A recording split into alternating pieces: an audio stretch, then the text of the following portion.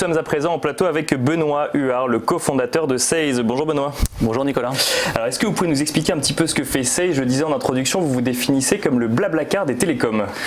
Oui, alors Seize, on est un opérateur logiciel de télécommunications, c'est-à-dire qu'on opère des télécoms, des accès internet pour les entreprises, donc en France et partout dans le monde d'ailleurs, chez plusieurs opérateurs télécoms, chez plusieurs technologies, filaires, sans fil, et on opère des couches logicielles qui prennent la main sur les télécoms et qui permettent de définir et de piloter la façon dont les flux vont transiter entre les différents établissements d'une entreprise vers Internet et vers des plateformes dites cloud depuis quelques années.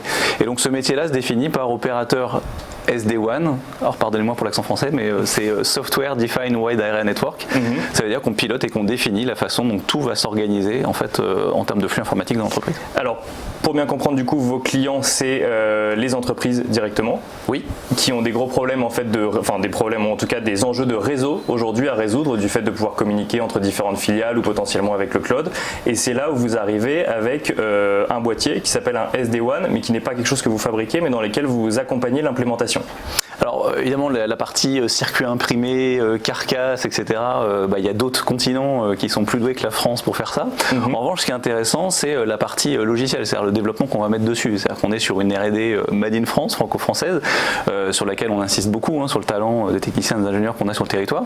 Et puis, je dirais que sur le caractère technologique, en fait, ça se matérialise par un boîtier parce que c'est plus simple de visualiser quelque chose qu'on va mettre dans l'entreprise. Un boîtier qu'on voit du coup à l'écran en ce moment même. Exactement. Alors là, même un boîtier 4G, dont une marque qu'on ne citera pas le nom, mais on voit le logo sur un autre continent. Et donc, ça veut dire que ces boîtiers-là, ils peuvent être aussi virtuels. C'est-à-dire qu'on va pouvoir mettre en place des machines virtuelles qui vont être à l'extérieur parfois même du territoire, dans des plateformes cloud mondiales. Donc pareil, je ne citerai pas le nom aujourd'hui, mais ça permet déjà aux entreprises de surtout répondre à la disruption dans laquelle elles sont aujourd'hui, d'un point de vue digital. C'est-à-dire qu'on parle de digitalisation, numérisation de l'entreprise, de la transformation numérique de l'entreprise. Et il faut savoir qu'une entreprise, on peut réinventer les usages, on peut réinventer les applications, on peut transformer les systèmes d'information. Mais si on n'a pas le socle de base, qui est l'infrastructure de télécommunication, qui permet de transiter les flux justement entre les différents établissements. Il faut avoir Internet avant de commencer effectivement à se demander si on va digitaliser l'intégralité de son métier. Et du coup, vous arrivez donc avec un boîtier, mais pour bien comprendre en fait la différence entre ce qui peut se passer pour un particulier et pour une entreprise, en fait, c'est pas la connexion en tant que telle qui est vraiment l'enjeu, c'est la façon dont on va l'utiliser, dont on va l'implémenter, non pas sur un site, mais peut-être sur 10 filiales en France comme à l'étranger. Exactement. L'enjeu, il est de se dire, je vais utiliser l'accès Internet qui est en bas de chez moi, dans le trottoir, si c'est en filaire, et puis on s'en file aussi en 4G, en 5G demain, et de se dire, j'ai un moyen d'accéder à Internet, et ce moyen n'est pas une finalité, c'est qu'il va falloir apporter de la qualité, de la performance, de la sécurité, de la disponibilité. À la maison, si on a une box avec un accès, ça nous va bien. Une entreprise, si elle a un accès, c'est absolument dangereux au plus haut point. C'est-à-dire qu'en fait, elle ne prendrait jamais le risque de se dire, si ça coupe, je ne peux plus travailler. Donc en fait, on va démultiplier les accès Internet, les opérateurs, les technologies, encore une fois, filaires et sans fil. Et en fait, on va organiser tout ça pour dire les flux prioritaires, je vais les faire passer plutôt par là, les flux moins prioritaires plutôt par là, je vais les cantonner à des débits maximum ou minimum, je vais gérer de la qualité, de la disponibilité, des basculements automatiques de liaison à liaison. Et puis le logiciel apporte aussi beaucoup de sécurité parce qu'une entreprise a aussi des enjeux de sécurité logiques et pas simplement de disponibilité. Comment du coup vous fonctionnez concrètement avec une entreprise qui veut, parce qu'aujourd'hui elles sont déjà équipées, j'imagine, avec certaines technologies, comment est-ce que vous les accompagnez, vous, dans cette transition? Alors c'est une transition effectivement qui n'est pas naturelle dans l'absolu. C'est-à-dire qu'aujourd'hui, nos clients sont des entreprises qui font cette démarche d'aller chercher quelque chose de meilleur que ce qu'il y avait avant. Il faut savoir qu'on est sur la 3e génération de réseau d'entreprises. Il y a eu IPsec, il y a eu MPLS, je ne ferai pas les définitions aujourd'hui, et il y a SD-WAN. Alors évidemment, la population informatique connaît ça par cœur. Mais donc le SD-WAN, c'est la 3e génération de réseau privé d'entreprise. C'est-à-dire que c'est aussi une transformation des réseaux de télécommunications dans le monde entier.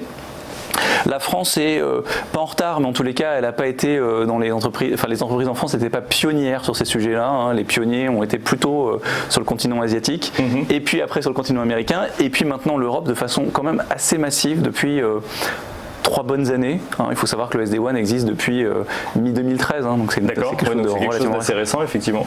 Et du coup, à l'heure où on parle de 5G de manière très régulière, par exemple au niveau du B2C, vous arrivez avec une révolution du coup qui s'appelle le SD-WAN. Vous allez voir une entreprise et vous leur dites effectivement c'est mieux que ce que vous avez aujourd'hui. Quelle est la réaction des entreprises généralement? Alors le c'est mieux, en informatique ils sont toujours très dubitatifs, méfiants. Il y a une petite défiance à c'est mieux qu'avant. Donc aujourd'hui ce qui est intéressant c'est que la disruption de ce marché, elle est faite par l'application logicielle qui prend la main sur ce qu'il y a en dessous. Mais ce qu'il y a en dessous, finalement, n'a que très peu changé. D'accord. Et donc, ça veut dire qu'une entreprise, elle est rassurée parce qu'on dit finalement, si la boucle locale de l'opérateur X, Y, Z, que vous connaissez très bien depuis 20, 25 ans, vous rassure, eh bien, on va utiliser les mêmes. Simplement, au lieu d'en choisir un, on va peut-être choisir les 3. Et l'objectif, évidemment, c'est aussi qu'il y ait une rationalisation économique. Donc, on va essayer de le faire dans des proportions qui sont au moins équivalent au prix d'aujourd'hui et éventuellement moins cher que le prix d'hier. On va leur garantir finalement que au lieu d'en choisir un, ils vont en avoir plusieurs. Il va y avoir du filaire, il va y avoir du sans fil. Et en plus, ils vont avoir les applications logicielles qui vont se matérialiser souvent par des interfaces web de gestion et de pilotage. Et donc, ils vont pouvoir visualiser en live ce qui se passe sur leur réseau d'entreprise. Donc ils vont pouvoir se dire en live s'il y a un dysfonctionnement, je le vois. Si j'ai une congestion, je le vois.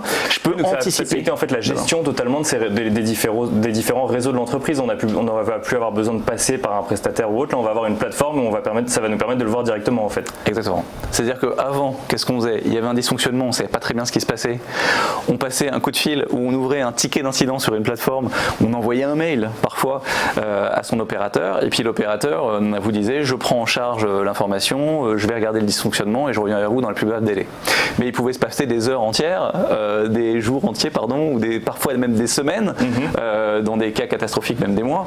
Et l'entreprise, le client, la direction informatique, elle était dans le noir entre guillemets par rapport. Elle ne savait pas ce que l'opérateur faisait.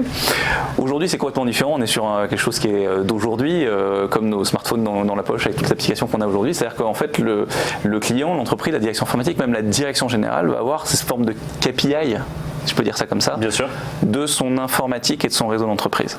Et alors c'est pour ça que vous définissez du coup comme un Blablacar des télécoms, c'est parce que vous n'êtes pas un opérateur télécom en tant que tel, mais vous allez mettre en relation les opérateurs télécoms d'un côté et les entreprises de l'autre, avec à chaque fois en fait une stratégie adaptée à chaque entreprise. Oui. Alors je rebondis sur Blablacar, évidemment, on préfère citer Blablacar qu'un autre américain sur d'autres sujets qui sont cités régulièrement. On préfère pour une entreprise française, mais donc l'esprit c'est que Blablacar utilise des voitures qui ne sont pas les siennes, en tous les cas met à disposition des covoiturages avec des voitures qui ne sont pas les siennes, et en fait la révolution elle est dans la mise en relation par l'application. Donc nous aujourd'hui la révolution elle est dans la gestion, le pilotage et la supervision au travers d'applications qui prennent la main sur les infrastructures qu'il y avait dans le trottoir et qu'on ne pensait pas pouvoir accéder au travers d'applications il y a encore même presque 10 ans quoi. C'était quand même un des rares sujets dans l'informatique qui n'avait pas été encore justement disrupté quoi. Et donc là il y avait une vraie attente sur ça. Et donc nous aujourd'hui, effectivement, vous l'avez souligné, on n'est pas opérateur télécom, c'est-à-dire qu'on ne produit pas, on n'a pas ouvert on n'a pas fait trancher dans les trottoirs pour passer un réseau sales. On s'appuie sur les réseaux de tous les opérateurs dans le monde, puisqu'aujourd'hui nos clients ne sont pas simplement français, mais aussi ils sont dans le monde entier. Et on va pouvoir aller irriguer près de 194 pays au travers de nos différents partenaires opérateurs. Et on va prendre à chaque fois la main, entre guillemets, bien sûr toujours, mais sur la gestion de la boucle locale sur chaque entreprise. Comment vous est venue l'idée de développer un business model comme celui-là? Parce que du coup c'est une nouveauté en France, alors peut-être que ça existe ailleurs à l'international, mais comment l'idée vous est venue? Alors c'est le mot SD-WAN, il est né en Inde mi-2013, et donc Sales effectivement on allait un peu vite parce que tout début 2014 on a lancé Sales en pionnier et en pure player SD-WAN effectivement au cœur de l'Europe en France. C'est vrai qu'aujourd'hui on est le seul acteur français, donc on ne désespère pas d'avoir aussi une réelle compétition qui est très saine, ouvrir le marché finalement, et qui ouvre encore plus largement le marché. Et donc on a pris on a planté ce drapeau de pionnier en 2014 d'un constat, pour répondre à votre question, qui est que depuis 20 ans on entend à peu près toujours la même chose. C'est-à-dire qu'il y a 20 ans, l'entreprise était en avance sur son informatique par rapport aux particuliers.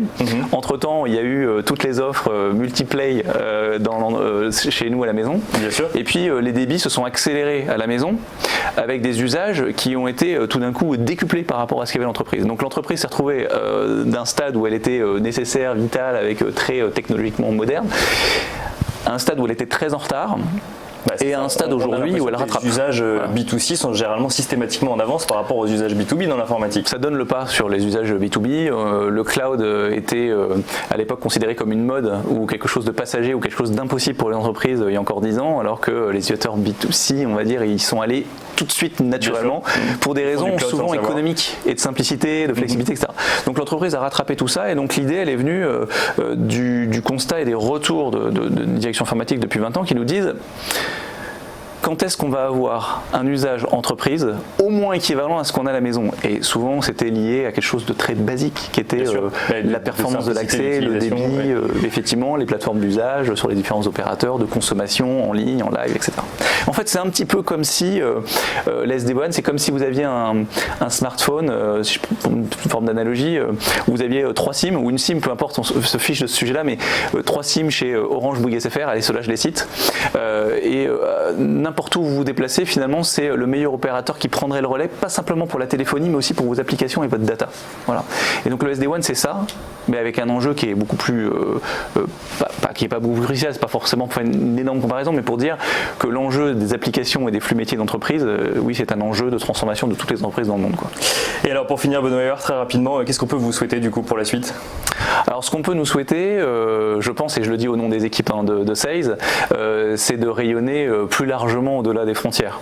C'est-à-dire qu'on avait symboliquement ouvert un bureau à Hong Kong, à Moscou et à New York. New York étant fermé à l'heure où on se parle. Je ne désespère pas qu'il réouvre, mais c'était quand même symbolique. Aujourd'hui, ce qu'on peut souhaiter, c'est de faire rayonner en fait les couleurs de la France au sens de la R&D, de l'innovation, mais au sens de la production et de l'exploitation de services, pas simplement au niveau de la recherche et simplement du D, au-delà des frontières. Et la France a un rôle à jouer dans cette révolution télécom. Merci beaucoup, Benoît Huart. Merci à vous. Et je rappelle que vous êtes le cofondateur de Sales.